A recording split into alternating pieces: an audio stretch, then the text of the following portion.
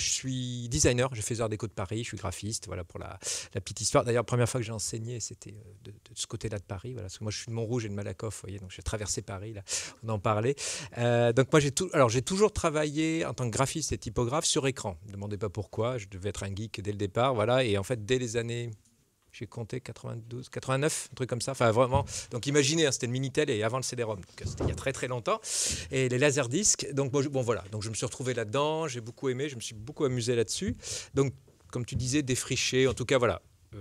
C'est vrai que regarder un peu tout ce qui se faisait dans le domaine interactif, donc les CD-ROM culturels, voilà, j'ai eu la chance de travailler pas mal dans la mode et dans tout ce qui était culturel. Donc je sais pas, le CD-ROM sur Sora, enfin plein de choses avec la RMN. J'ai travaillé sur un beau CD-ROM en Autriche, sur Freud bien sûr en Autriche. Voilà, et après j'ai travaillé dans la téléphonie pour Nokia. Enfin voilà, toujours en indépendant, puis avec une petite structure qui s'appelait Incandescence et beaucoup pour la mode.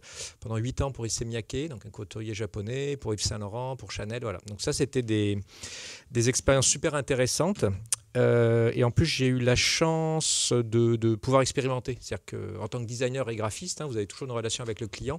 Et j'ai eu la chance de trouver des clients qui faisaient confiance, enfin me faisaient confiance ou à mon équipe. Et en plus, quand vous êtes travaillé dans la mode ou voilà, dans des domaines comme ça, il y a quand même un matériau super intéressant. Donc on a pas mal défriché. On s'est beaucoup amusé, heureusement. On n'est pas devenu riche, ça c'est autre chose, voilà. Et non, je vous le dis franchement, hein, c'est pas dans tout ce qui est culturel et tout, hein, c'est pas ça, c'est pas là-dessus que ça marche bien. Par contre, on s'amuse bien, on a des super clients. Et puis il y a 5 ans maintenant, parce que la société a 4 ans, aussi bien moi que les développeurs avec qui je travaille, j'ai 46 ans, hein, donc j'avais 40 ans, 41 ans.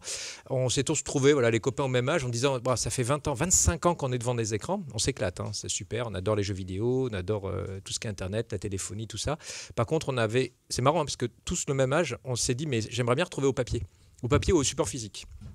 Et l'idée, c'était de ne pas opposer le papier livre classique. Par exemple, quand on voit les grands éditeurs français qui ont une attitude assez... alors tous, hein, pas que français en fait, hein, mais c'est vrai que les gens qui viennent du papier, alors il y a toute une industrie, ça fait 4 siècles que ça existe, donc on imagine bien que tout d'un coup, il y a des cocos qui arrivent et qui disent, regardez vos livres, on les met sur Internet et ils se dématérialisent et on va lire ça sur un écran, donc ça pose beaucoup de problèmes économiques, enfin voilà, ça pose énormément de problèmes. Mais nous, on s'est dit, pourquoi tous ces discours, c'était d'opposer les deux. C'est-à-dire qu'on opposait toujours, même dans le monde de la musique, on a vu ce qui s'est passé, toujours des discours où les gens... alors quand je dis les gens, c'est pas trop les auteurs, c'est plutôt les gens qui sont dans l'industrie là-dedans, qui font tourner tout ça, opposent souvent le numérique au support papier.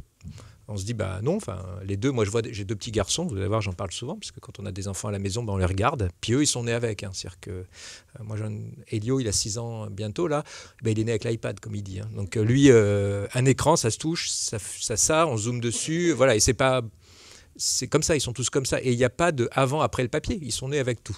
Et c'est pareil, ils sont pas, par exemple, Noël est arrivé, ils ont aussi bien des Playmobil que des jeux vidéo. C'est-à-dire qu'eux, les enfants, ne vont pas opposer les deux. Ils vont pas dire, je veux que du matériel, enfin, du support physique, ou que des jeux vidéo. Non, les deux, voilà. Et le plus grand qui a 12 ans, il s'éclate aussi bien dans des bouquins, dans des jeux de société et des jeux vidéo. C'est-à-dire qu'il n'y a pas d'opposition. C'est vraiment plutôt les gens qui comme nous. On venait d'avant, je sais pas, une nostalgie, je sais pas comment expliquer, puis la peur en fait du nouveau. Voilà, donc l'idée c'était d'assembler les deux. D'accord, c'est-à-dire de ne pas opposer les deux et sous forme de boutade, on a dit qu'on voulait faire des jeux vidéo en papier. C'est-à-dire que l'idée, c'est ça. Je veux faire des jeux vidéo en papier. Donc vous allez voir là dans tout ce que je vous présente. Alors il y a des vieilles choses là-dedans. J'ai pas. C'est pour ça que j'avais peur de l'heure parce que j'ai pas trié là. Hein. J'ai pas. Voilà, je vais aller assez vite quand même. Non, parce que si vous voulez poser des questions, et je vais pas vous montrer. Je les ai amenés. Je vous en laisserai d'ailleurs 2 ouvrages là, ça y est, qui sont diffusés par Hachette justement. Parce que ça c'est là, voilà. Parce qu'après c'est bien d'avoir des idées, mais après il faut les fabriquer, puis après les diffuser. Ça c'est. Bon, je les connais pas. Enfin, moi, c'est la diff, les gens de la diffusion. Mais en tout cas, voilà. Là, je viens d'apprendre durant ces 3 dernières années, c'est pas que faire des images, avoir des idées, c'est après les fabriquer, les diffuser, les vendre. Voilà. Là, je suis à la période vente en ce moment. Je suis en mode commercial et expliquer ce qu'on fait. Alors, l'idée, c'était ça. Donc, alors, je vous montre rapidement. Voilà, Volumic. Donc, vous pourrez voir, on met tout à volumic.com. Vous pouvez aller voir et on a volumic.com, je crois, /shop où on vend nos petits prototypes et tout en ligne. Et après, les prototypes qui marchent bien, on les fait à 100, 200 exemplaires, on les diffuse vraiment. C'est-à-dire que là, par exemple, les choses qu'on a de chez Hachette, enfin diffusées par Hachette, hein, c'est nous qui sommes les éditeurs. Nous sommes les éditeurs. C'est des choses qui ont bien marché l'année dernière ou avant. C'est-à-dire qu'on a vu que... attendez, je vais vous les montrer.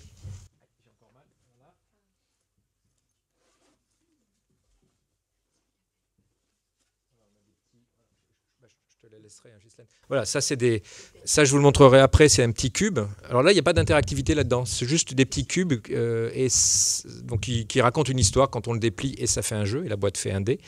Et ça, ce sont des petits livres qui viennent de Balloon. En fait, c'est vraiment pour les tout petits, c'est à lire avec les parents. C'est une petite histoire. Et au milieu, on a le petit ballon ou la petite fusée ou la petite soucoupe volante à découper. Et l'idée, c'est de continuer l'histoire sur la tablette. Donc après, vous allez voir, je vais vous montrer, vous posez le petit objet en papier sur l'écran, au milieu, et vous avez l'ombre projetée.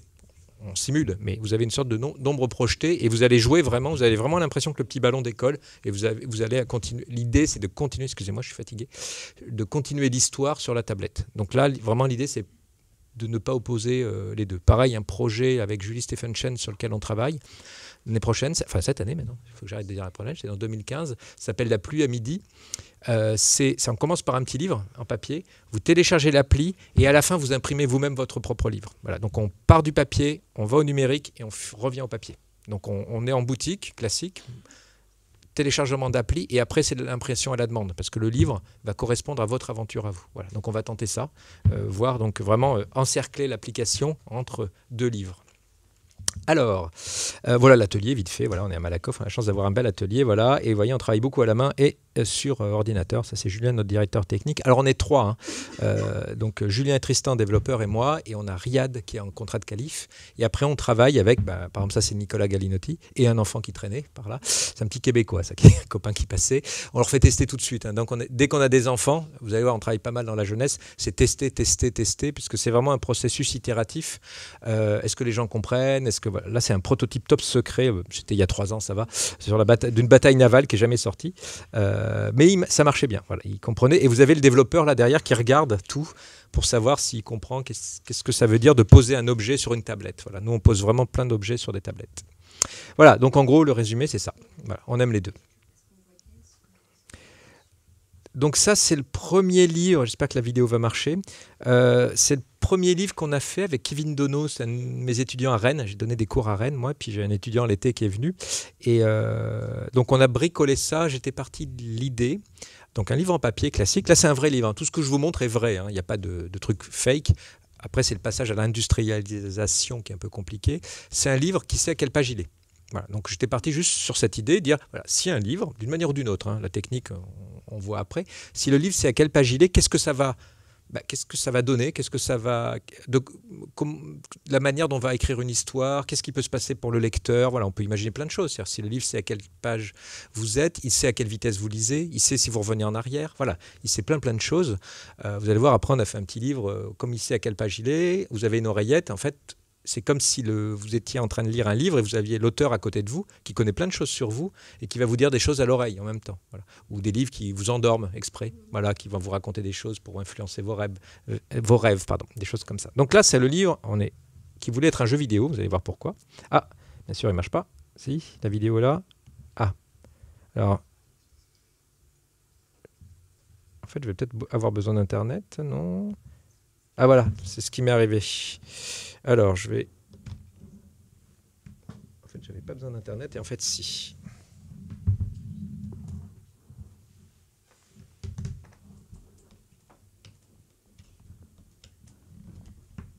Je vous le montre après celui-là, mais tant pis, parce qu'en fait j'ai des vidéos qui ont sauté. Voilà. En gros, c'est le livre, il sait à quelle page il est. On avait comme interface d'entrée, donc on avait la position de l'objet, c'est-à-dire qu'on avait une petite boussole. En fait, on avait tout ce qu'on avait là-dedans, sauf l'écran. C'est-à-dire qu'on a des petits capteurs, ça vaut $1 un capteur, un capteur de pression, un capteur de position, pas un GPS, mais juste un capteur une sorte d'accéléromètre et un gyroscope, voilà exactement. Et donc on peut détecter si vous êtes au lit. Par exemple, si le livre est comme ça, on estime, et que vous ne bougez pas, on estime que vous êtes au lit. Voilà.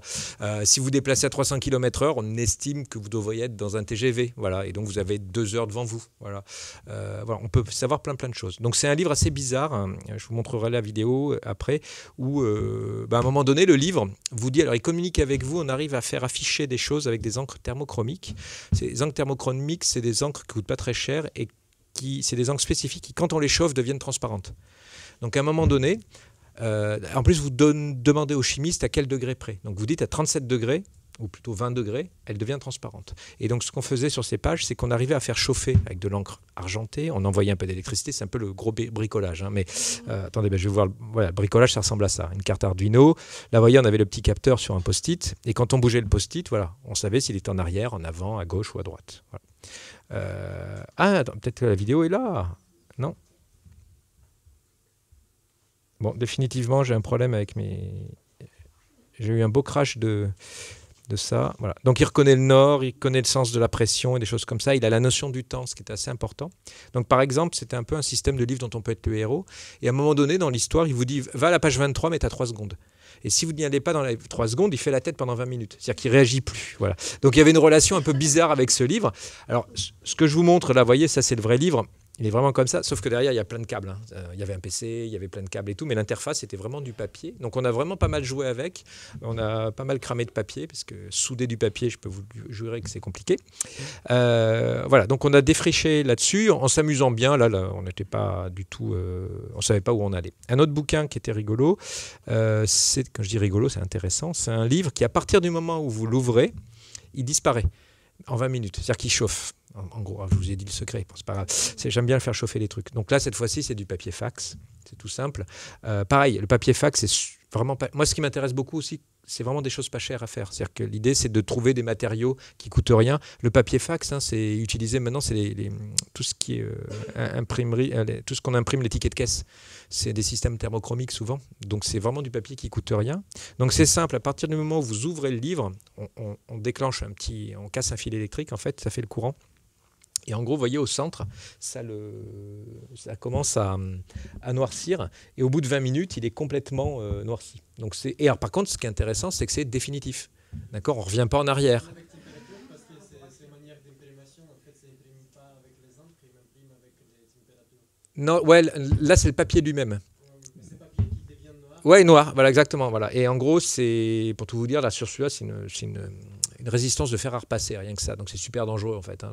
Le truc, c'est pas à mettre en toutes les mains. Et puis vous voyez, le livre, vous le branchez franchement sur du 220. Enfin voilà, c'est violent, mais c'est assez rigolo. Enfin, quand je dis rigolo, c'est toujours ça. C'est une sorte de design spéculatif ou voilà qui dit qu'est-ce qui se passe si à partir du moment où vous ouvrez votre livre. Vous voyez, moi je suis le roi. Enfin, je pense que tout le monde le fait. C'est sur les emails, c'est les lire en diagonale.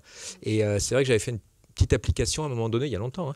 Mais à partir du moment où vous commenciez à les lire, en fait, il s'effaçait au bout de 10 secondes. Donc, ça fait que vous les lisiez vraiment, parce qu'après, il disparaissait, mais vraiment, c'était vider la corbeille et définitif. Et là, ça peut être pareil pour un livre. Je suis sûr que vous feuilletez plein de trucs, de choses comme ça, dire oh, je le lirai plus tard, et puis non. Là, à partir du moment où vous l'ouvrez, c'est une sorte de, voilà, une responsabilité. Dites, bon, ben voilà. Voilà. Bon, là, c'est un peu violent comme système, hein, mais c'était dire qu'est-ce qui se passe. Voilà. Alors, on a fait aussi un livre, j'y pense là, qui ne se referme pas. Enfin, alors c'est un matériau assez rigolo, c'est que si vous voulez le refermer trop vite, il se bloque. Donc en gros, c'est des matériaux qui, quand ils prennent... En fait, ça sert à faire des gilets pare-balles. Voilà, on s'est aperçu à quoi ça servait. Voilà. Parce qu'il y a des chemises gilets pare-balles, en fait. C'est des matériaux qui, plus ils prennent de l'énergie, en fait, plus ils se rétractent, ils se raidissent. Voilà.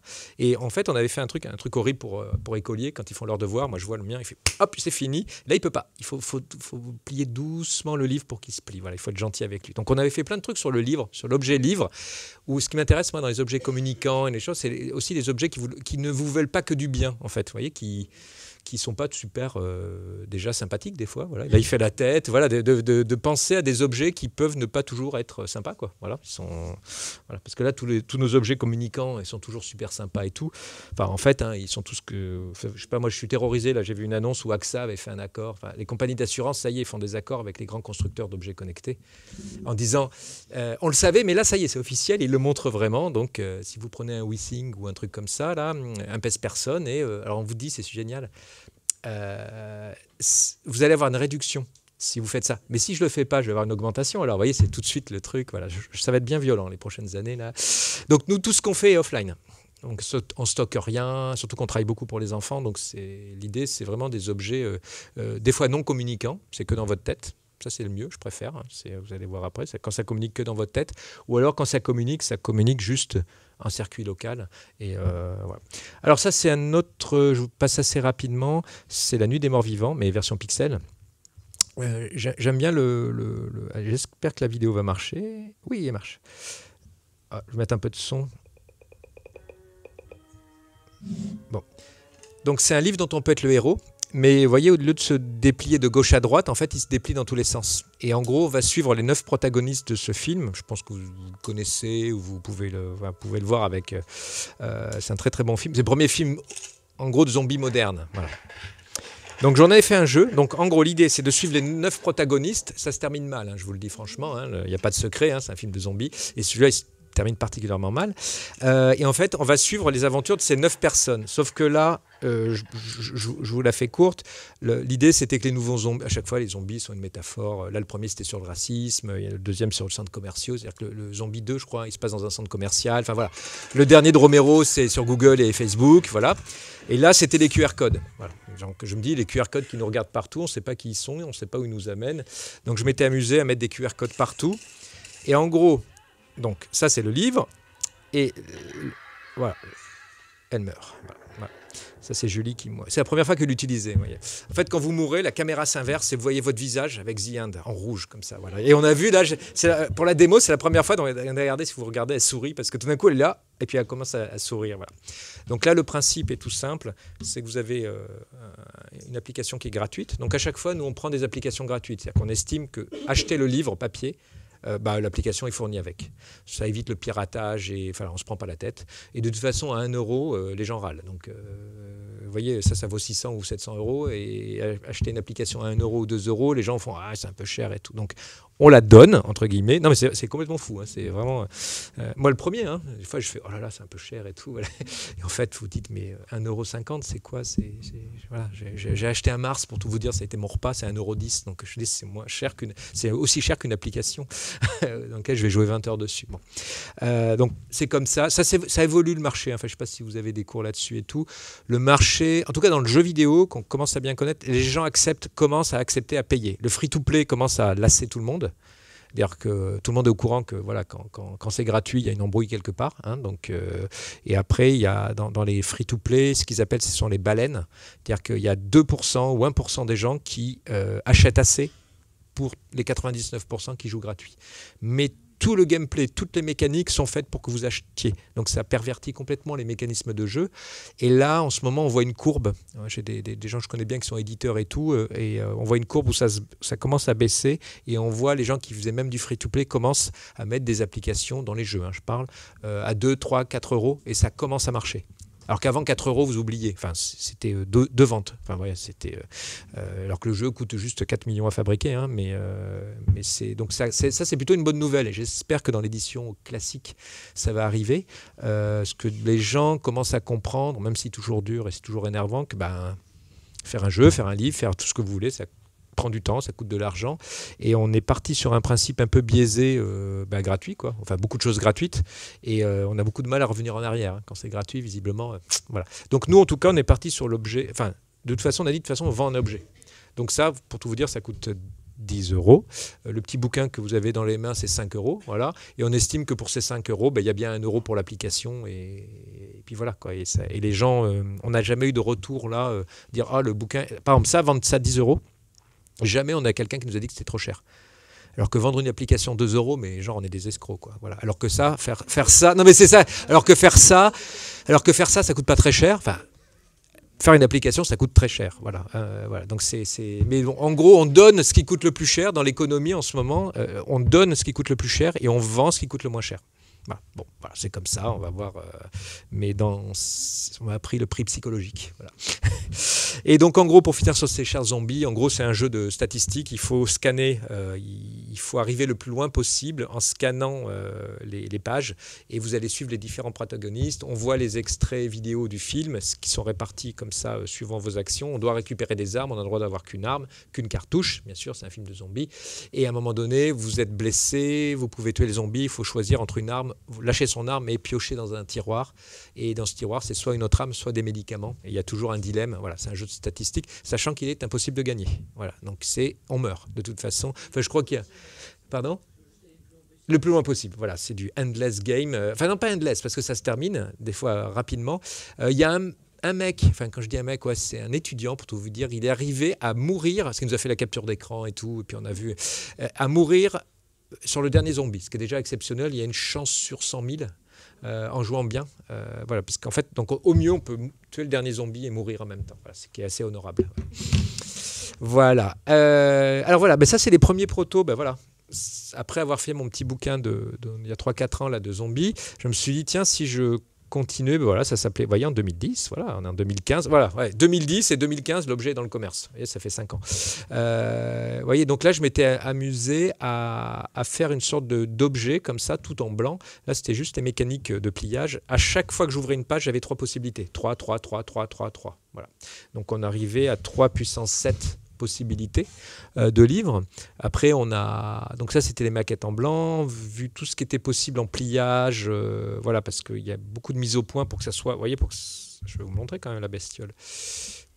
Donc là, il n'y a pas de numérique, hein. On est parti sur des idées l'idée était partir de mettre à plat l'arborescence d'un jeu vidéo, en fait. Et en fait, on a fait la maquette, enfin, j'ai fait la maquette en papier, puis je me suis dit, ça marche bien en papier, pourquoi continuer, voilà. Donc, vous voyez, ça fait ça, et en fait, vous allez le déplier. Voilà, comme ça, comme ça, comme ça, comme ça se déplie et ça fait la moitié de la table. Là, voilà. Je vous le laisserai, vous pourrez voir. Et c'est devenu un petit jeu avec des petits pions et la boîte fait le dé. Voilà. C'est un petit jeu de loi, hein. Là c'est vraiment tout simple, qui marche plutôt bien, qui est rigolo. Enfin, le jeu de loi, ça marche toujours, sauf qu'il y a des fantômes et des petites choses comme ça. Et maintenant, voilà, ça, on en a fait 6. Donc là, il y a le petit fantôme, il y a 50 objets insolites, ça c'est Claire, ma femme, pour tout vous dire, qui a fait une sorte de chercher Charlie avec ce mécanisme. Et à gauche, c'est Labyrinthe, c'est Julia, qui a fait un autre jeu. Voilà. Donc l'idée, c'est qu'à partir du moment où j'ai fait cette maquette, voilà, moi, en tant que designer, voilà, j'en fais un. Et puis après, je donne, entre guillemets, à d'autres illustrateurs, d'autres game designers, voilà, dire, voilà, ce principe marche. Je te donne ça, essaye de m'imaginer autre chose. Donc j'ai par exemple Bruno Fiduti, j'espère qu'on va y arriver, c'est un grand game designer de jeux de cartes. Il m'a imaginé une sorte de Rubik's Cube, une sorte de memory sur les couleurs. C'est-à-dire que c'est pas du tout une histoire, là c'est vraiment un jeu et qui peut être assez intéressant, enfin j'espère. Et il y a un autre auteur, David, qui m'a lui écrit une histoire, voilà, qui se déplie. Donc c'est marrant, suivant les différentes pratiques des gens, ils vont nous dire, moi j'ai envie de faire des photos, j'ai envie d'écrire un texte, je veux faire une enquête policière, moi je veux faire un Rubik's Cube dépliable, voilà. Donc on verra, là, donc on va essayer d'en sortir 1 ou 2 tous les 3 mois, ce qui est déjà pas mal. Voilà, là-dessus, suivant l'accueil du public. Voilà, tac, tac, tac. Je vais le montrer vite. Voilà.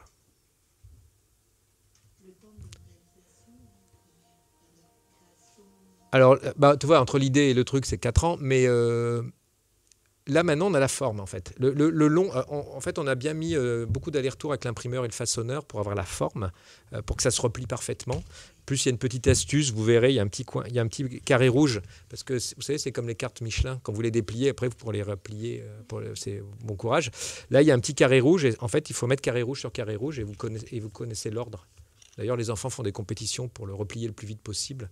Voilà. Donc, à partir du moment où la maquette est faite, après, c'est 2-3 semaines. Enfin, ça dépend. Alors, il ne faut jamais travailler en numérique, là-dessus, je peux vous le dire. Il faut le faire en vrai, parce que la maquette à plat, c'est recto verso, dans tous les sens, plié, déplié. On n'y arrive pas, en fait. Donc, il faut le faire en vrai. Et puis, vous collez vos dessins, vos histoires dessus, puis vous le testez. Voilà. Donc, ça, c'est un truc à... Et alors après, pour tout vous dire, on n'a pas trouvé d'imprimeur en France pour le faire. Parce que nous, les 200 premiers exemplaires, c'est fait à Malakoff. C'est-à-dire que c'est imprimé, je ne sais plus, à Vincennes, je crois. Et après, ils nous livrent le papier, on les découpe nous-mêmes et on les plie nous-mêmes. Alors, on a une découpeuse, mais surtout, on les plie nous-mêmes. Voilà. Donc, ça fait du boulot, c'est bien, ça détend. Voilà. Mais d'où, après, mon épaule. Voilà. Après, il faut porter les caisses. Et voilà. Et après, comme on a vu que ça... Enfin, voilà, on les vendait bien au Salon de Montreuil et tout, et que les gens avaient un bon retour. Puis, avec plein de gens qui avaient des idées dessus, donc c'est plutôt bonne nouvelle. On les a fait fabriquer, et là c'est fabriqué en Chine parce que le coût de revient, enfin c'est pas l'impression qui coûte cher. Maintenant on imprime des choses, là, les petits bouquins ils sont imprimés en France ou en Pologne, l'impression c'est pas la peine d'aller à l'autre bout du monde. Par contre dès qu'il y a du pliage à la main, et même la Chine est beaucoup trop chère maintenant, pour tout dire en vrai, ils vont au Vietnam ou au Bangladesh, ou voilà, quand je dis ils, c'est les gens qui fabriquent en énorme, voilà, c'est la Malaisie en fait. Voilà, donc la Chine maintenant, les Chinois ils voudraient être payés maintenant, c'est incroyable ça. Voilà, non mais c'est du délire, hein. Moi je suis arrivé il y a 4-5 ans dans le domaine par exemple du jeu de société. Les figurines par exemple en Europe on ne sait plus faire, c'est pas qu'on veut pas, c'est qu'on l'a perdu. on ne sait plus faire. Voilà, des moules et des trucs super pointus, voilà. À part Games Workshop qui font c'est des Anglais. Mais sinon, le reste, si vous voulez faire, voilà, vous avez un projet, vous voulez faire des petites figurines, je sais pas quoi, voilà. Et ben en fait, on vous dit, ben voilà. Et vous êtes, c'est à Shenzhen ou c'est à je sais pas où, parce que eux savent faire. C'est-à-dire qu'ils sont des ingénieurs. Pareil, nous on travaille avec Hasbro. C'est vraiment les gens à Hong Kong. Enfin, ils sont basés à Hong Kong, mais ils sont à Shenzhen, Shanghai et tout, qui savent vraiment faire. Parce que sinon, aux États-Unis, Hasbro est américain, ils savent pas si c'est possible ou pas. Voilà. Donc il y a tout un savoir-faire. Ça, je me suis aperçu là, tout un savoir-faire qui est vraiment en Asie actuellement. Et donc c'est pas parce que c'est moins cher maintenant, c'est parce qu'ils savent faire. C'est encore autre chose comme problème. Voilà. Donc là, par exemple, on n'a pas eu le choix. Donc on est parti avec c'est des Français qui travaillent.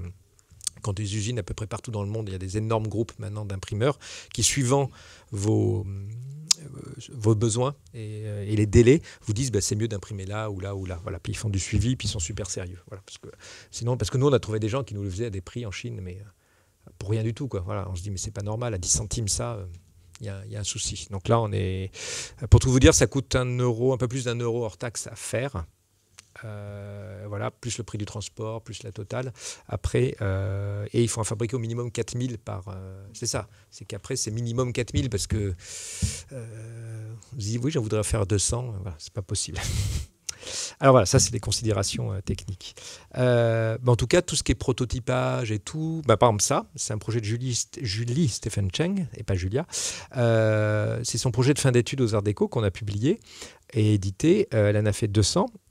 C'est imprimerie numérique et pliage manuel. Et maintenant, il y a des découpeuses aussi manuelles, enfin pas manuelles, mais pilotées par ordinateur, qui ne coûtent pas trop cher. Donc en gros, déjà, avec cet outillage, maintenant, on arrive à faire des petites séries comme ça de 100, 200 exemplaires qui sont tout à fait bien. Donc là, l'idée, c'est dur à voir sans vidéo, mais on a 9 manières ou 16 manières de raconter la même histoire juste avec une page A4. Et suivant la manière dont on déplie, donc c'est l'aventure de ce village. Vous voyez là, je déplie par là, j'ai une vague qui arrive. Après, je redéplie sur d'origami comme ça, déplié. Voilà, j'ai des tentacules. Après, de l'autre côté, c'était la ville qui se déplie. Voilà. Et donc, à chaque fois, on redéplie en deux. Et ça raconte une histoire différente. Donc là, elle essaye de travailler sur un 16 pages. Donc ça fait 16 posters à faire, parce que c'est des posters à la fin. Voilà, c'est un peu compliqué, parce que là, pareil, ça fait des super beaux objets. Voilà. Et nous, pour tout vous dire, le problème, c'est soit on fait genre une série de 50 exemplaires pour des collectionneurs, très cher, soit on fait 4000 exemplaires pour tout le monde. Alors moi, je préférerais le faire pour tout le monde, mais ça pose des gros problèmes de technique et de fabrication. Rapidement, ça c'était un truc que j'avais fait, je vous le montre, puis je vais le réactualiser il y a 2-3 ans pour un ami qui est auteur, romancier, puis qui m'a dit, mais voilà, on me dit le numérique, il faut que j'écrive pour et tout, mais il dit, moi je comprends rien, quoi.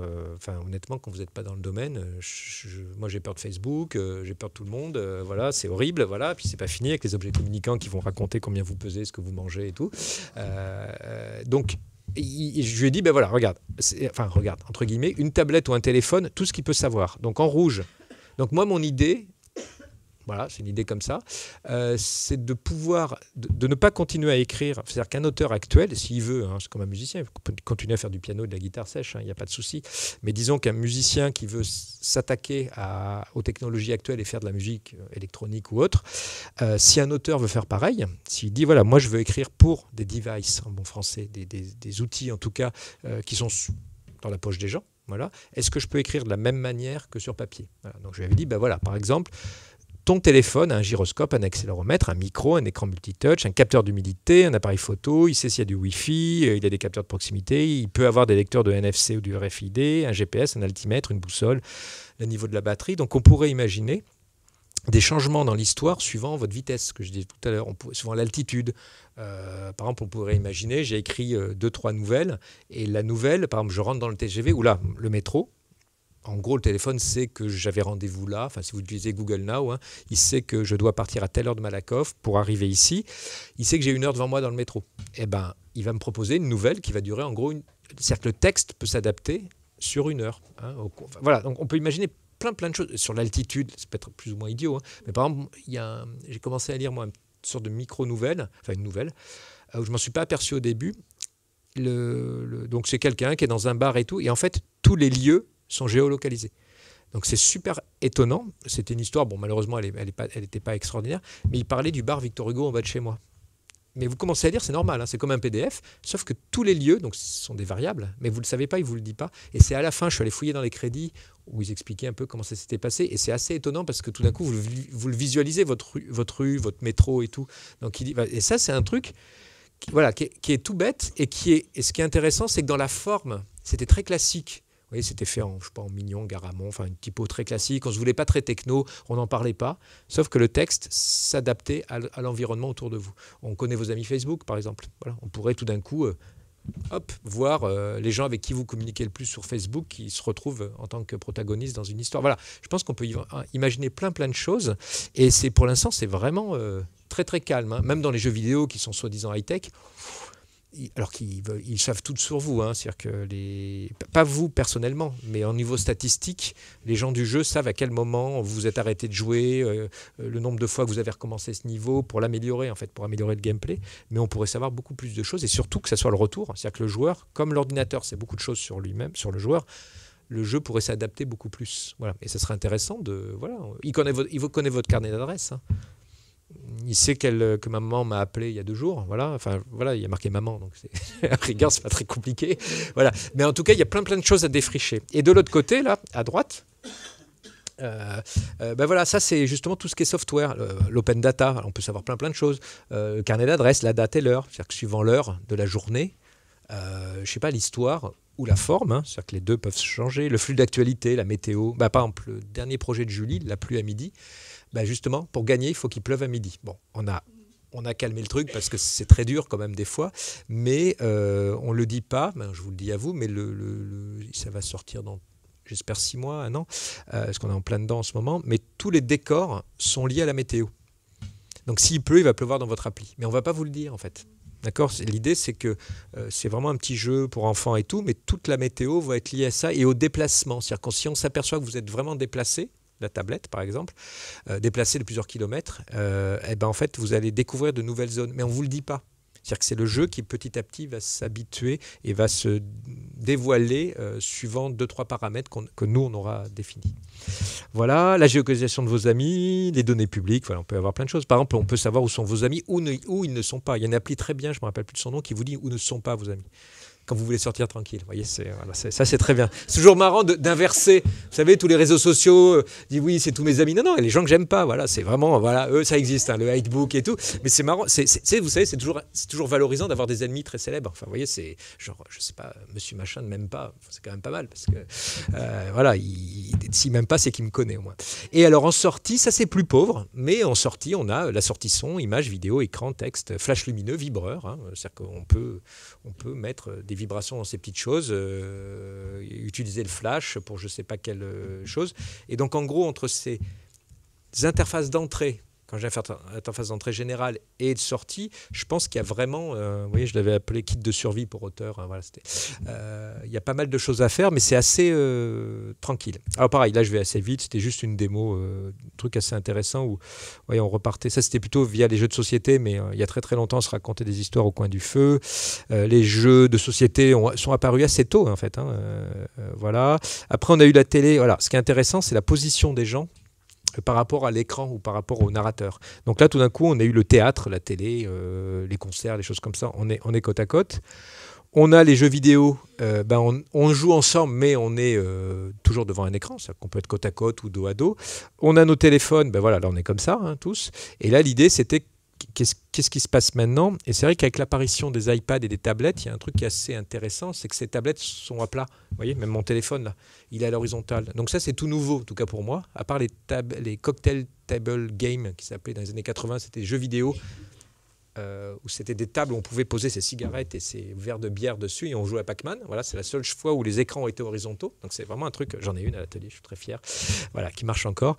Voilà, tout d'un coup, on se retrouve avec un écran, d'accord, donc un système interactif, mais sauf qu'on a un vrai être humain en face de nous. Voilà, donc ça, c'est tout nouveau. Et ça, c'est ça qui m'a fait le déclic dans les jeux de société que je connaissais pas du tout, où je suis allé dévaliser une boutique des cartes en disant, vous avez quoi comme jeu? Moi, j'étais resté au Monopoly, hein, donc j'étais là, j'ai eu un cours accéléré là, et en fait, voir ce qui se fait actuellement dans les jeux, on va dire les jeux de société contemporains, les jeux de cartes, les party games, les gros jeux, il y a des gros jeux très très lourds, soit à l'allemande, soit à l'américaine, voilà, et tous les mécanismes, et c'est super intéressant de voir ça, puisqu'il y a eu visiblement un développement parallèle depuis 20 ou 30 ans entre les gens du jeu vidéo et les gens du jeu de société, où ils ne se connaissaient pas. Je ne sais pas qu'ils ne s'aimaient pas, mais il y a eu 2 développements, c'est super intéressant, il n'y a pas encore de livre là-dessus, mais des développements ludiques et des nouveaux mécanismes qui se sont développés en parallèle. Et là maintenant, actuellement, on voit, alors grâce à ces nouveaux outils, mais si vous regardez un peu les jeux, il y a par exemple Blizzard qui fait un jeu de cartes, c'est Hearthstone, voilà, qui a emprunté beaucoup à Magic, qui est un vrai jeu de cartes. Enfin, il y a The Witcher qui était à la base un roman, qui est devenu un jeu vidéo, qui est devenu un jeu de plateau, qui est redevenu de ce jeu de plateau un jeu vidéo. Voilà, il y a des parcours un peu intéressants, mais ce qui est intéressant, c'est qu'actuellement, on passe d'un support à un autre sans trop de problèmes. Voilà. Et surtout les game designers, par exemple, de Blizzard, sont des gens qui ont joué aux jeux de cartes. Il expliquait d'ailleurs, c'était une dizaine de personnes, et qui ont essayé de retrouver le feeling qu'ils avaient en jouant de cartes avec un vrai être humain, avec un écran. Et réciproquement, les gens du jeu vidéo, par exemple, il y a Nicolas Normandon, qui est un game designer chez Ubisoft, il développe aussi des jeux de société. Voilà, il a la double casquette. Et c'est des mécanismes vraiment différents. Et juste par exemple l'apprentissage, si vous ne lisez pas la règle du jeu d'un jeu de société ou d'un jeu de cartes, ce n'est pas la peine de jouer. Vous voyez, si je vous donne un paquet de cartes et dis voilà, ce jeu est super, mais je ne vous donne pas la règle du jeu, alors qu'un jeu vidéo, je te donne le jeu vidéo, personne ne va lire la règle du jeu. Donc déjà, même le mécanisme d'apprentissage dans les jeux physiques et les jeux numériques, ils sont totalement opposés. C'est induction, déduction. Ça, c'est intéressant aussi. Dans quelle manière on travaille. Voilà, ça, je vous le montre vite. Ça, c'est un réveil en papier qu'on a fait. C'est un réveil de papier. C'est juste c'est que du papier, un petit morceau de papier. Quand vous le dépliez, clac, après, vous glissez votre téléphone dedans. Et on utilise du papier miroir. J'ai peut-être la vidéo. Ouais, est-ce que la vidéo a marché? Ouais, il y a de la chance. Et donc c'est un réveil poli qui vous dit bonjour, bonne nuit, merci déjà. Voilà, dans l'interface, voilà, oui, je suis toujours étonné des applications qui sont assez. Non, mais c'est juste dire merci, au revoir. Ou voilà, il y avait une application très drôle qui disait bye bye quand vous la quittez. C'est tout bête, mais ça fait rire. Vous voyez, quand on quitte, elle fait bye bye. Voilà, bon, voilà, c'est pour les enfants. C'est Talking Carl, je crois, un truc comme ça. Mais c'est tout bête, hein, mais c'est une idée, ça. Voilà. Et en plus, il y a plein de variations dans le bye-bye. Voilà. Et en plus, on pourrait imaginer, si vous avez joué longtemps, il vous dit ouais, merci beaucoup, c'était cool. Ou alors, ouais, déjà. Enfin, voilà. On peut imaginer plein de petites choses. Là, voilà, il vous dit merci, au revoir. Vous glissez le téléphone, vous dites que vous voulez. Voilà, il vous dit bonne nuit. Vous dites que vous voulez être réveillé le matin. Alors, je crois que dans ma démo, j'ai mis 15h30.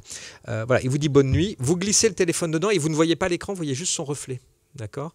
Et la nuit, en fait, vous êtes réveillé par une petite animation qui correspond à la météo de la journée, de l'endroit où vous êtes. C'est tout bête. Là, il faisait 5 degrés, il était à 15h25. Voilà. Mais s'il neige, il va vraiment neiger. C'est-à-dire que le matin, vous êtes réveillé tout doucement, non pas par un bip, bip, bip, bip. Voilà, c'est juste, voilà. Là, il neige. Voilà. Vous savez que dans la journée, il va neiger. Voilà. Ou il va faire des orages, par exemple. Voilà. Donc l'idée est toute simple. Hein. Vraiment, c'est un petit truc fait assez rapidement en développement.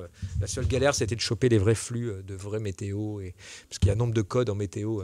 Voilà, je croyais qu'il y en avait 3-4, non, il y en a 200, voilà, donc il faut trier. Mais parce qu'on est très précis, hein, entre l'ouragan, voilà. Voilà, donc ça, j'ai une petite idée toute bête, mais en fait, on en vend pas mal de ce petit truc. Voilà, c'est. Alors, un autre là, voilà, ça c'est le dérivé du Zéphyr. L'idée, c'était de faire un petit livre en papier où les enfants allaient le lire avec les parents. Et après, on allait continuer l'histoire sur la tablette. Donc, vous voyez, vous chargez la tablette. Vous le mettez dessus, voilà. D'ailleurs, c'est Jean-Jacques Berger qui a fait le son, vous connaissez tous, voilà. Enfin tous, pas tous, mais voilà. Okay. Voilà. Et voyez, alors c'est peut-être dur à voir en vidéo, mais vous allez jouer le vent, d'accord. Et avec le doigt, vous allez faire décoller le petit ballon, et vous avez vraiment une illusion d'optique. Vous avez vraiment l'impression que le ballon décolle, alors que le petit ballon, hein, c'est un petit ballon à papier qui est posé. Vous allez voir quand on atterrit, voyez. Et le but du jeu étant de tomber au milieu des cibles. Voilà, sinon c'était juste se promener, le terrain est aléatoire. Et les nouvelles, donc ça s'appelle la collection Zephyr, là, diffusée par Hachette. On a fait plein de déclinaisons. Donc on a fait un petit ballon safari, vous devez faire un safari photo. C'est-à-dire que vous êtes au milieu de la savane et on vous dit, photographie, je sais pas, un zèbre, un écureuil, pas un écureuil justement, un zèbre, un crocodile et un lion. Voilà, un écureuil, il va y avoir du mal. On en a fait un autre avec une fusée. Là, la fusée ne fait que tomber. Vous tombez dans des cratères et récupérer des extraterrestres. Et on a une soucoupe volante assez inquiétante où vous devez abducter, donc aspirer plein de choses. Voilà, vous aspirez tout, genre, voilà, tout ça. Donc ça, c'est un truc tout bête. Et il n'y a pas de techno dans le papier. C'est vraiment dans votre tête. C'est pour ça que je parlais d'objets communicants dans votre tête, parce qu'il y a plusieurs personnes qui me l'ont pris, qui disent, mais alors vous utilisez quoi comme techno et tout? Je fais, la techno, c'est votre tête. Donc ça, c'est plutôt bien. Ça marche bien, enfin, à part que votre tête marche mal, voilà, mais sinon, a priori, il n'y a pas trop de bugs. Voilà, voilà, ça, c'est la version... Alors, je montre beaucoup d'iPhone et d'iPad. C'est que les premiers, c'était des iPads, des iPhones, mais bien sûr, maintenant, tout est compatible, Android et tout ce que vous pouvez imaginer. Ça, c'est la version téléphone. Alors après, je vous passe vite là-dessus, mais parce que là, pour les livres, c'est autre chose, mais on a développé justement des technos où on permet de poser des objets sur... Alors, quand je dis objet, ça peut être du papier, ça peut être n'importe quoi. À un moment donné, il faut que ce soit plat. Voilà, c'est le seul problème. Et en gros, donc actuellement, quand vous voulez reconnaître des objets, donc vous connaissez je pense Nintendo, les Amiibo ou les Skylanders, par exemple d'Activision, qui font un énorme succès. C'est des petites figurines. Justement, c'est les gens des jeux vidéo qui ont compris que maintenant, pour gagner de l'argent, parce que c'est quand même leur but, enfin pas tous, mais en tout cas Activision et ces grosses boîtes, c'est qu'il va falloir tangibiliser, je ne sais pas si c'est français, mais tangibiliser le numérique. Parce que le numérique maintenant est totalement dématérialisé. Vous téléchargez vos jeux, voilà, je ne sais pas, sur Steam, sur ce que vous voulez. Les prix baissent énormément. C'est-à-dire qu'avant, il y a encore 2-3 ans, le jeu vidéo, le gros blockbuster était à 70 €. Maintenant, il est plutôt à 45. Et en général, le jeu, il est à 2 €. Parce qu'il est là-dessus, voire 1. Donc là, l'idée, c'est comment je... Et le jeu coûte toujours aussi cher à faire, hein, ça, voire encore plus. Donc, en gros, l'arrivée de ces petites figurines et des choses comme ça matérielles permet de vraiment générer beaucoup d'argent. Juste comme ça, hein, je crois que Skylander a fait 6 milliards de chiffre d'affaires. C'est pas on ne parle pas de 10 000 € dans un coin, hein, c'est des sommes. Et là, Nintendo sort toute une série de petits Mario, machin et tout, où on s'aperçoit que 50% des gens l'achètent même pas pour le jeu, juste pour avoir la figurine. Donc tout d'un coup, ça a une valeur symbolique assez marrante et en plus, ça vous débloque des trucs dans le jeu. Donc nous, joyeusement, on a développé l'équivalent, ou presque, mais sans puce. C'est-à-dire qu'on voulait pas du tout moi, je voulais pas de puce NFC dedans. Et donc, on a développé ça. Alors ça, c'est un petit jeu qu'on a sorti avec Hasbro sur tablette, mais on a sorti un peu tôt, parce que c'était juste l'iPad 1 était arrivé. Mais en gros, le principe est tout bête. C'est que tous ces écrans ce sont des écrans capacitifs, c'est-à-dire que ce sont des écrans sensibles à la charge électrique de votre corps, en gros. Hein, c'est pas la peine d'appuyer fortement sur ce téléphone, ça sert à rien. C'est pas résistif, c'est juste frotter. Et c'est la perturbation de ce champ électrique où il détecte qu'il y a un doigt ou pas. Nous, c'est tout simple, ces petites figurines, on les a peintes en argent. L'argent conduit l'électricité, et dessous, on a fait 3 petits ronds. Et quand vous posez, là, quand vous voyez mes doigts avec la figurine qui tient, l'électricité de mon corps passe à travers la figurine et arrive sous ces 3 petits picots, et lui, il croit qu'il y a 3 doigts. Et suivant la position des doigts, c'est une sorte de petit code, on arrive comme un QR code, en fait, on sait que c'est le pion 1, 2, 3, 4, 5, 6, 7. Voilà, c'est tout bête. Et en plus, on a la position et rotation. Voilà. Donc là, on a développé, pour valider cette techno, un jeu, donc Spellshot, donc c'est Hasbro avec qui on a travaillé avec Hasbro juste sur le territoire nord-américain. Mais là, la figurine, vous voyez, il n'y a pas de techno dedans, rien du tout, il n'y a pas de batterie ni rien, c'est vous la batterie. Voilà. Et ça marche. On a développé après un Monopoly avec eux, avec des petites cartes bleues, parce qu'il faut que ça soit bien plat, ou du carton, ça marche pareil. Hein. Et derrière la carte, il y a un peu d'argent, on ne le voit pas. Hein. Et puis, vous avez 2 ronds, 3 ronds, 4 ronds, comme vous voulez. Quand vous le posez, le système reconnaît une position de doigt, et il sait que la position de doigt comme ça, c'est la carte 22. Voilà. Après, à vous de jouer. Hein, après, à vous de faire un bon jeu ou une bonne histoire. Mais j'ai un étudiant, Benjamin, là, à la Aide, à Genève, qui a fait un super truc. J'espère qu'on va essayer de le publier. C'est un livre tout à fait... je l'ai peut-être après, je ne suis pas sûr. Mais bon, je vous le dis tout de suite. C'est un livre classique sur les contes de Grimm, classiques, Petit Chaperon Rouge, voilà, tous les contes. Très belles illustrations qu'il a pu faire. Et on commence à lire, mais comme un PDF presque. Donc on suit. Sauf que l'enfant a des cartes. Il a le méchant loup, il a les petits cochons, il a tous les personnages. Et à un moment donné, par exemple, on prend le petit chaperon rouge, le petit chaperon rouge, rentre dans la forêt. Et il rencontre, et là vous avez 3 secondes, ça clignote. Si vous ne dites rien, il rencontre le loup, voilà, où l'histoire se continue. Mais s'il met les 3 petits cochons ou un cochon, il met le cochon et l'histoire continue avec le cochon. Donc c'est super rigolo parce que, en gros, comme ces contes, en fait, il a fait une structure, sont toujours structurés de la même manière, on arrive à faire des relations. Et pour un enfant, alors ça, c'est une expérience super drôle parce que les enfants, vous n'en avez peut-être pas tous encore, mais là, moi, je découvre, ils adorent répéter, c'est-à-dire leur répéter 100 000 fois la même histoire, la même BD, le même film, ça ne leur pose pas de problème. Ça les rassure, même nous. Je suis sûr que des fois, que vous n'êtes pas bien, vous regardez, allez, je regarde, moi c'est Retour vers le futur, voilà, comme ça c'est bien, voilà, des vieux trucs des années 80, mais il n'y a pas de problème. Mes fils regardent aussi. Disons que ça ne me dérange pas de le regarder 50 fois. Voilà. Ou Totoro, voilà. Par exemple, Totoro, j'ai dû le voir, mais Totoro, bon, c'est génial. Mais, voilà. Et mes fils, par exemple, ont revu, surtout Vim, l'aîné, l'a revu, mais voilà.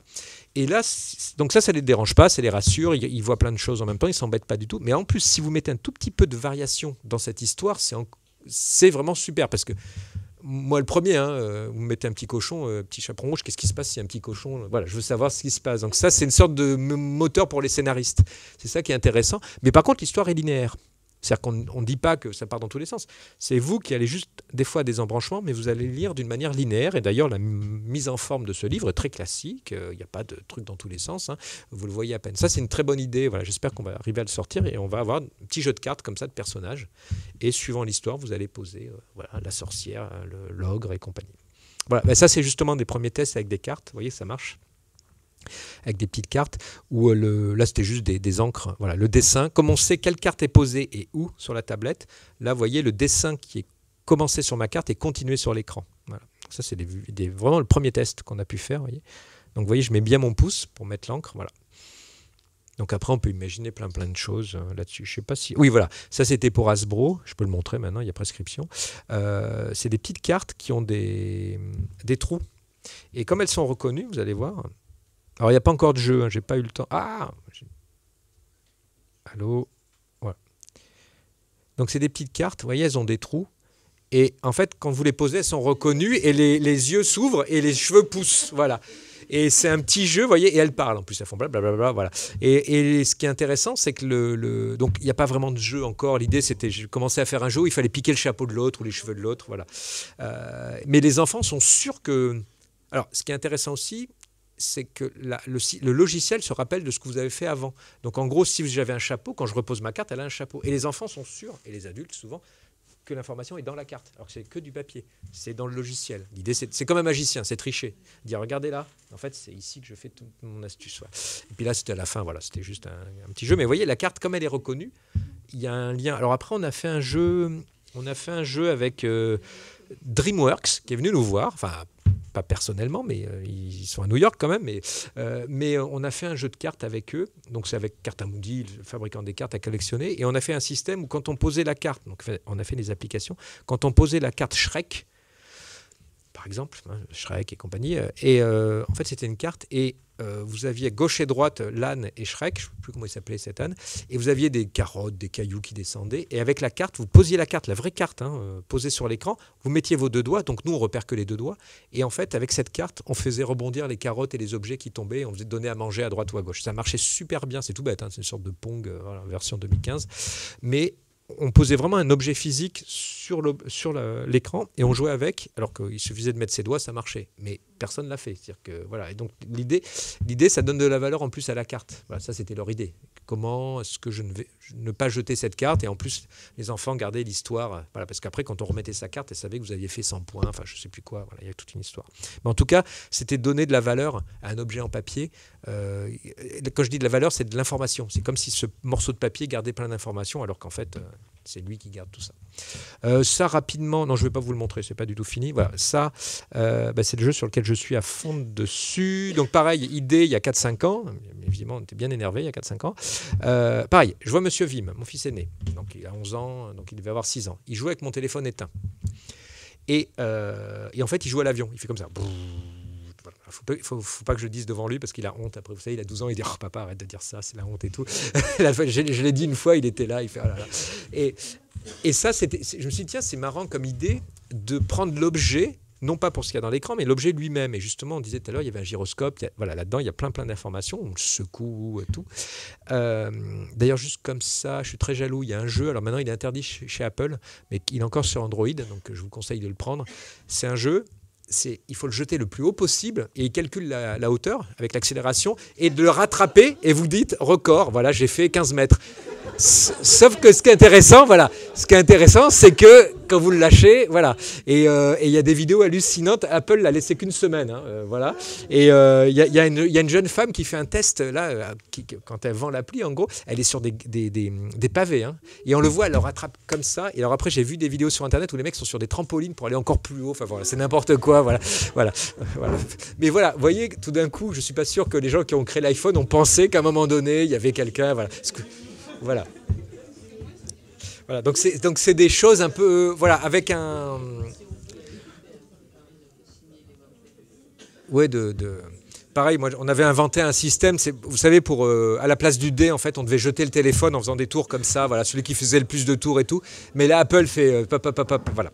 Mais en tout cas il y a plein de choses à faire. Alors pour revenir à nos petites histoires, là, c'était l'idée, je me suis dit, donc en voyant le geste, je me suis dit, tiens, si on faisait au contraire, là, pas dans l'espace, mais à plat, si je faisais une sorte de bateau, de jeu de pirate, voilà, le jeu de pirate est arrivé vite fait, donc ça, j'ai fait ça très vite, pour tout vous dire, une grande carte comme ça, avec des cases, et à un moment donné, regardez, je le pose sur une case particulière, donc c'est-à-dire que le téléphone ou l'application vous dit, pose-le sur la case A1.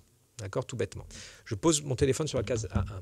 Le téléphone sait qu'il a en mémoire la carte entière. Donc vous avez vraiment l'impression, comme il sait où il est, vous avez vraiment l'impression que le téléphone est troué, en gros, parce qu'il a vraiment la carte. Sauf que tout d'un coup, cette carte devient vivante.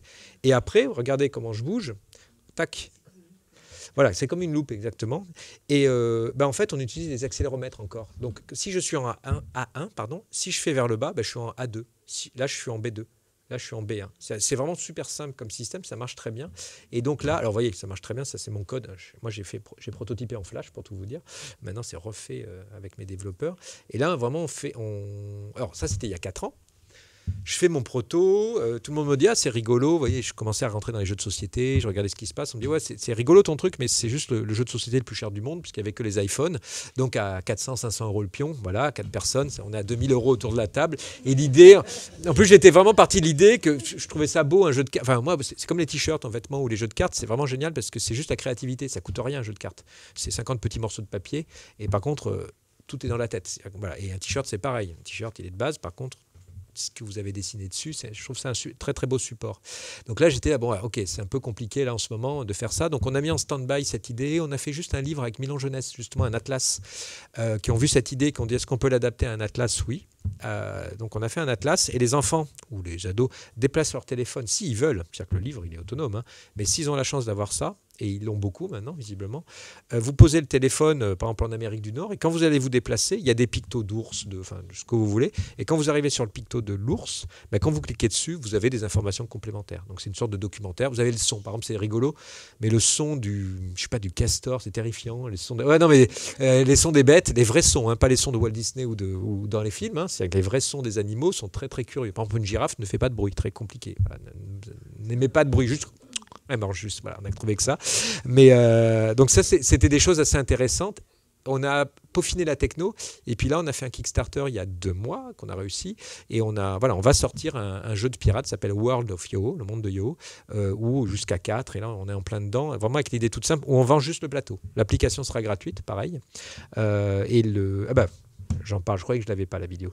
Voilà, donc voilà. Donc c'est un univers un peu bizarre, ce sont juste des animaux qui jouent aux pirates. Donc vous allez pouvoir, voilà. Voilà l'équipe, voilà. Ferdinand, Farid, Oscar, qui a 14 ans lui. Voilà. Et voyez, vous avez la carte et voyez les objets. La carte est toujours en raccord avec le dessin dessous. Sauf que, comme tu disais, c'est une loupe, c'est-à-dire qui fait apparaître des monstres, des animaux, voilà, plein de choses. Et comme les téléphones communiquent entre eux, quand on est côte à côte, les téléphones savent qu'ils sont côte à côte et bien sûr on va pouvoir se taper dessus ou se tirer dessus ou s'échanger voilà, là on va se tirer dessus, c'est quand même beaucoup plus drôle. Voilà, donc on prépare son combat et après vous allez voir, on résout le combat. Voilà, une fois que c'est posé, vous voyez, en plus on traverse l'écran, on partage le même écran, voilà, des petits bateaux, voilà, boum boum boum. Voilà. Voilà. Donc là, le principe est tout bête parce qu'il n'y a pas besoin de techno en plus et ça pourrait marcher juste sur un poster. Là, on va le vendre en boîte, on a des petites cartes et des choses comme ça, mais c'est juste un poster sur une carte et ça marche. Il n'y a pas besoin de techno en plus. Voilà.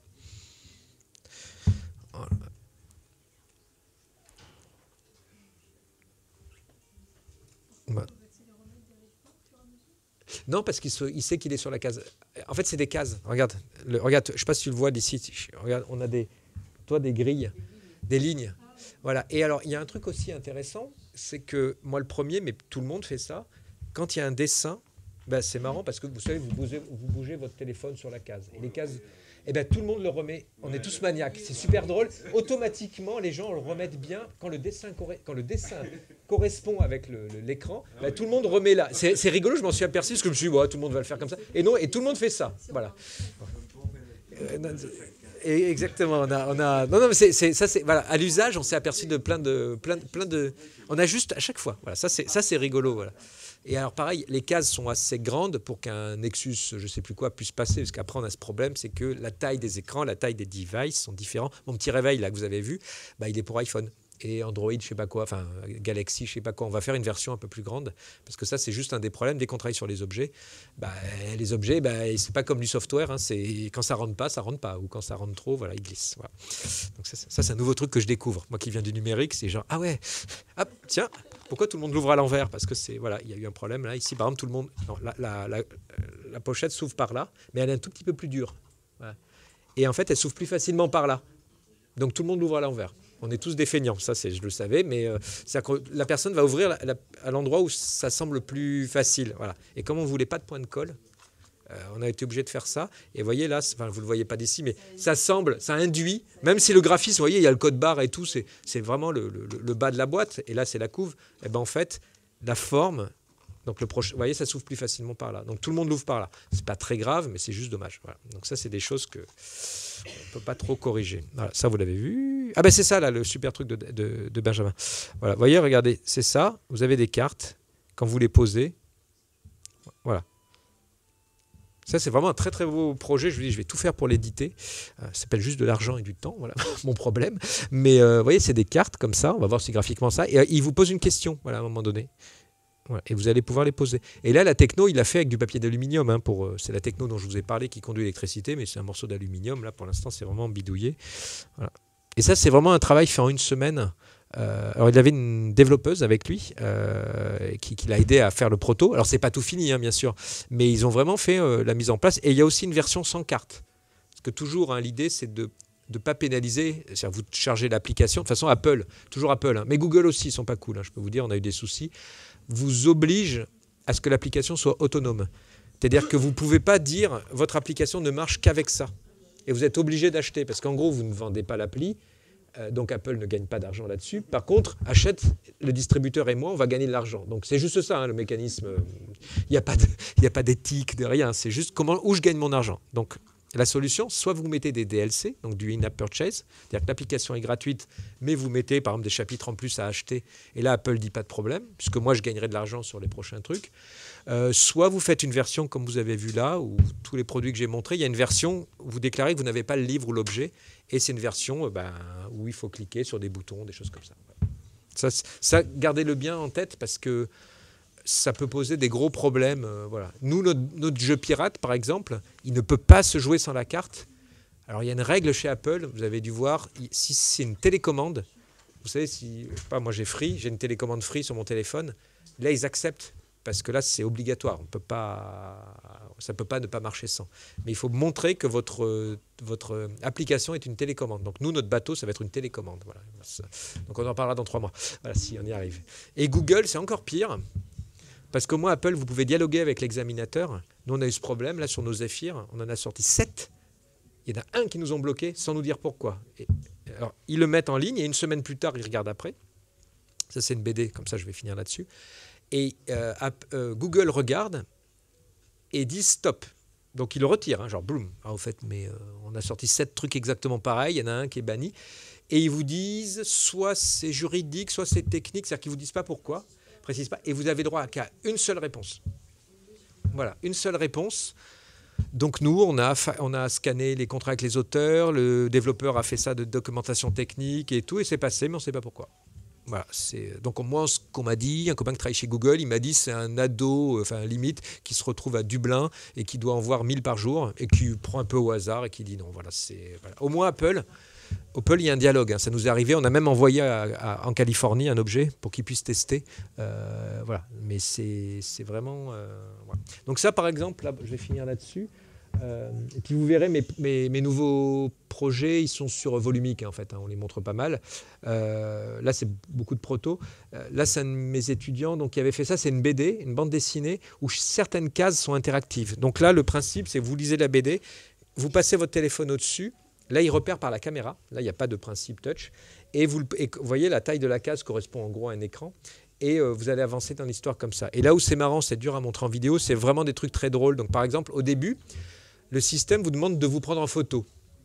Vous savez, l'appli se lance, dit voulez-vous vous prendre en photo? Voilà. Oui, faites oui, donc vous êtes en photo. Vous tournez la page et le système dit posez votre téléphone en vertical là. Et là, c'est débile, mais ça me fait rire à chaque fois. Vous le posez là, vous avez votre tête, et là vous avez tous les petits bonhommes de la BD qui sont à genoux, qui disent oh Dieu, Dieu, voilà, tu es grand, et vous voyez votre tête. Voilà.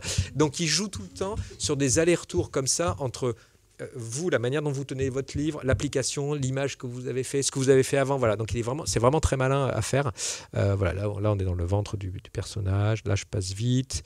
Voilà, il l'a. Ouais, si je vous le montre et c'est fini. Ça c'est un proto, mais qui me plaît bien. C'est que là il n'y a plus rien du tout, il n'y a que du papier blanc. Et en gros vous allez avoir un petit pion. Petit personnage qui, quand vous le posez à un endroit précis, c'est que du papier blanc, hein, mais c'est un peu le même principe que le pirate. Vous le posez à un endroit et le pion va vous raconter ce qu'il voit. D'accord? Donc là, on m'entend pas, mais voilà. Donc, je vais le faire moi-même. Là, c'est mon proto. Devant moi, il se trouve une grande porte fermée. À ma droite, un petit muret que je pense pouvoir escalader. À ma gauche, une porte d'une petite cabane. Et là, on demande à l'enfant ou à l'adulte ou qui voulait de dessiner ce qu'il voit. Donc là, il va dessiner. Et parce qu'on ne peut avancer que si on dessine, parce que sinon on a des indices par rapport au dessin. Et après, quand j'attrape mon pion, je le mets à gauche, j'entends vraiment la porte qui fait... Et je dis, je me retrouve là. Et devant, toujours le même principe, devant moi, il se passe ça. Donc c'est vraiment, vous êtes aveugle, en fait, vous. Et c'est le petit personnage qui va vous décrire l'histoire. Voilà. Ça, c'est un vrai premier prototype, mais je l'ai testé. Enfin, quand je dis testé, c'est sur 2 enfants et moi. Hein, voilà. Mais ça marche bien. En plus, le son est pas... Et c'est marrant parce que même s'ils sont à plusieurs, les enfants, dès que c'est sur le son, ils vont dire, chut, tais-toi. Enfin, et en plus, le son entraîne le temps. C'est-à-dire qu'on est obligé de rentrer dans le temps et c'est vraiment intéressant pour la manière dont ils se concentrent parce que là, en groupe, hein, même en groupe, bah, vous savez, enfin, ceux qui sont profs, hein, s'il y a du bruit, vous parlez juste de moins en moins fort. Et ben, tout le monde se tait. Voilà, c'est pas la peine de crier, mais vous parlez de moins en moins fort comme ça, tout doucement. Ben, vous allez voir, les gens vont arrêter de parler parce qu'ils vont plus entendre ce qui se dit. S'ils entendent le prof qui fait blablabla, ils disent bon, ça continue.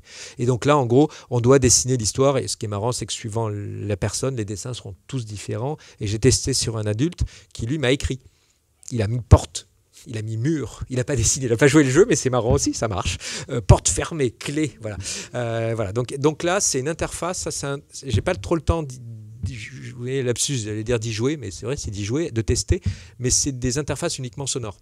C'est-à-dire de voir comment communiquer via le son. Par exemple, moi, j'écoute beaucoup de podcasts là, dans les transports. Jamais autant écouter la radio, moi, donc avec les podcasts et tout. Et c'est intéressant le son, l'audio, parce que vous pouvez faire autre chose en même temps. Et donc, vous pouvez dessiner, par exemple. Enfin, moi, j'aime bien dessiner, par exemple. Et on demande justement, là, je parle pour les enfants, mais de dessiner en même temps, de colorier, de faire autre chose pendant qu'ils entendent une histoire. Voilà. Donc ça, c'est quelque chose, moi, qui m'intéresse, et je pense que dans les nouveaux types de narration, c'est quelque chose qui peut arriver, et ça se fait beaucoup, je vois, dans les maternelles et dans les centres de loisirs, où justement c'est la lecture ou de l'écriture partagée, c'est-à-dire qu'ensemble on raconte une histoire, voilà, et ça c'est vraiment un truc qui est assez passionnant. Après il faut avoir le temps d'y aller, de le faire et tout, et pareil, moi je suis un peu tombé dedans, vous voyez, à 46 ans je retombe dans les jeux de rôle, mais pareil, le jeu de rôle c'est super intéressant dans les mécaniques de narration, puisque là on partage une même histoire d'une manière collective, même s'il y a un maître du jeu, même si les nouveaux types de jeux de rôle, même les narrativistes, il n'y a même plus de maître du jeu. C'est-à-dire que vraiment on partage l'histoire. Donc après, il faut que des bons joueurs. Là, c'est dur, mais donc par exemple, juste pour finir, il y a un jeu, je ne sais plus comment il s'appelle.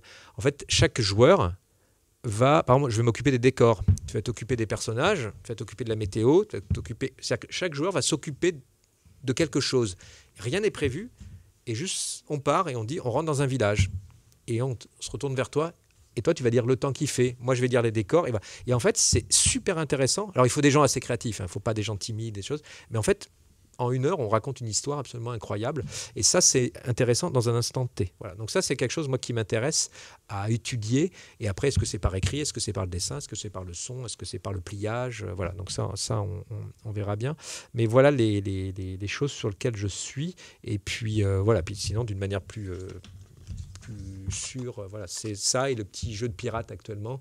Donc nous, on est vraiment tout le temps entre les deux. Tous nos projets, ils ont une dimension ludique. À chaque fois, c'est... Et juste comme ça, c'est intéressant parce que faire un jeu, ça permet d'avoir un terrain d'entente très rapide avec tous les différents métiers autour de nous. C'est-à-dire que le développeur, tout le monde connaît le jeu en fait.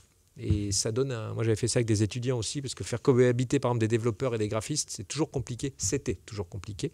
Non, c'est vrai, c'est 2 cultures vraiment différentes. Puis vous mettez des designers sonores, et alors le pire, c'est des journalistes. Quand je dis le pire, c'est qu'à chaque fois, ça s'est mal passé, les étudiants en journalistes. Mais par contre, vous leur dites, on va faire un jeu ensemble, et ben ça marche. Parce que chacun connaît le jeu, il y a une sorte de carotte où personne ne prend le pas sur l'autre, et ça permet de faire quelque chose d'assez intéressant. Donc nous, à chaque fois qu'on a une idée, on essaye de faire un mini-jeu, et après que ça devienne un téléphone, là on a fait un téléphone pour gens analphabètes, voilà, avec Orange, c'est-à-dire qu'ils ne savent ni lire ni écrire, parce que ça, si vous savez ni lire ni écrire, c'est un peu compliqué. Voilà. Voilà. Et ben avec nos petits trucs, on a réussi à trouver un système, voilà, pour des gens qui savent ni lire et écrire, avec un smartphone, arriver à communiquer, voilà, avec des sortes de tampons, des petites figurines, des choses comme ça, ou un téléphone pour non-voyants, voilà, avec des objets. Parce que ça, pour non-voyants, on rigole pas. Alors ils ont le son, hein, l'interface sonore, hein, ils font comme ça, mais c'est assez une catastrophe. Hein. On ne sait pas si on a cliqué ou pas. Voilà. Donc voilà, il y a plein de choses comme ça, mais à chaque fois, on commence par un mini-jeu, mais vraiment, prenez 1 heure de votre vie, hein, voilà, ce truc, comment je vais faire, et après on voit si l'idée est intéressante. Voilà. Ben, merci beaucoup. Voilà. Merci.